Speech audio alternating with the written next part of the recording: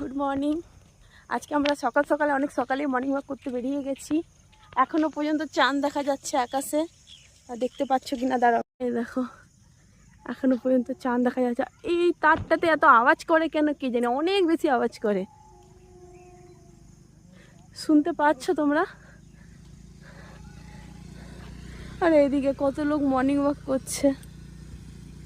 আজকে আমরা 4:30তেই বেরিয়ে গেছি মর্নিং ওয়াক করতে, কেন গিয়ে পরে ও ডিউটি যাবে। সকাল সকালে বেরিয়ে গেছে, আর এখানে লোকে মনে হয় জাম কুড়াচ্ছে। চলো দেখাচ্ছি। না না, জাম গাছতলায় কেউ নেই, ভালো আছে।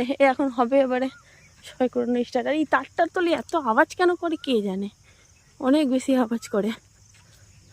আমি ভাবছি আমি সকালে উঠেছি, আমার আগে দেখছি কত লোক উঠে পড়ে, মানে ওরা 3:30 4টাতেই উঠেছে।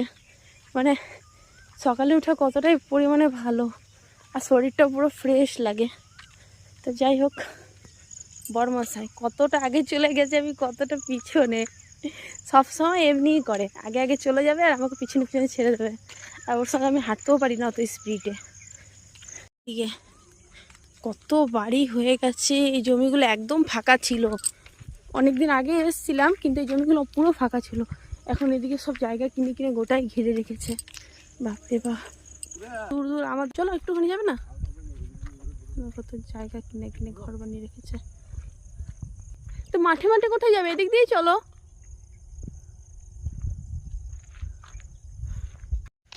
আজকে বেশি হাঁটা হয়ে গেল, পুরো ঘেমে একেকার হয়ে গেলাম সকাল সকাল। এবার বাড়ি যাই।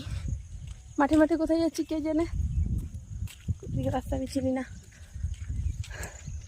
চলো টাটা।